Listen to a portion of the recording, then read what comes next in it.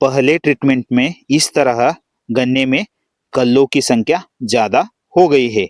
तो यह रिजल्ट है। तो आप देख सकते हैं इस तरह रिजल्ट आ गया है। गन्ने में कल्लों की संख्या ज़्यादा करने के लिए हमने इस प्लॉट को एक ड्रेंचिंग दिया था।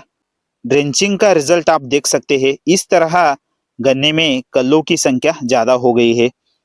महागणपति कृषि हिंदी यूट्यूब चैनल में सभी किसान भाइयों को स्वागत है। तो आज हम गन्ने की खेती में हैं। तो 1 एकड़ में 100 टन गन्ने का उत्पादन लेने के लिए आपको गन्ने की कल्लों की संख्या ज़्यादा करना बहुत ही आवश्यक है।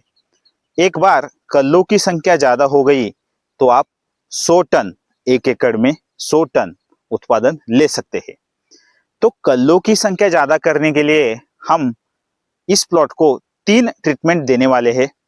तो पहली ट्रीटमेंट में हम ड्रेंचिंग करने वाले हैं। दूसरी ट्रीटमेंट में हम फर्टिलाइजर का डोज, उर्वरक का डोज देने वाले हैं।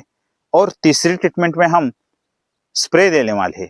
तो इस तरह हम इस प्लॉट को 3 ट्रीटमेंट करने वाले हैं। उसमें एक फर्टिलाइजर का डोज आएगा, उसके बाद एक ड्रेंचिंग का डोज आएगा, उसके बाद स्प्रे का डोज आएगा। इस तरह हम इस प्लॉट को यह ट्रीटमेंट देने वाले हैं।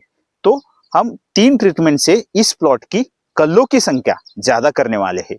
तो 1 एकड़ में 40,000 गन्ने की संख्या हो जाए तो आप 100 टन 1 एकड़ को बहुत ही आराम से आप उत्पादन ले सकते हैं। तो उसमें एक गन्ने का वजन 2 किलो 500 ग्राम करना होगा।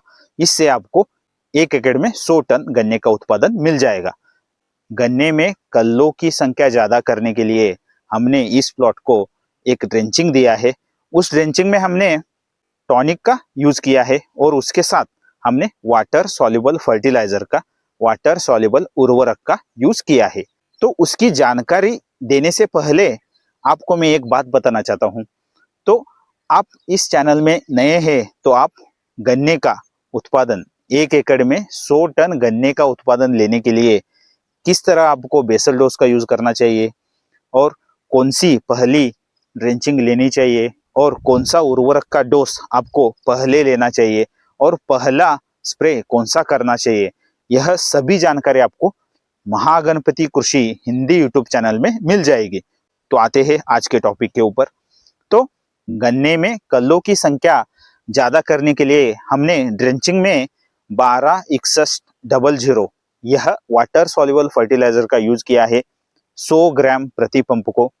और उसके बाद मैग्नीशियम सल्फेट 50 ग्राम प्रति पंप को यूज किया है। और उसके बाद चिलेटेड माइक्रो न्यूट्रिएंट का हमने यूज किया है। और उसके बाद हमने ह्यूमिक एसिड का यूज किया है। और उसके बाद एमिनो एसिड्स का भी यूज किया है।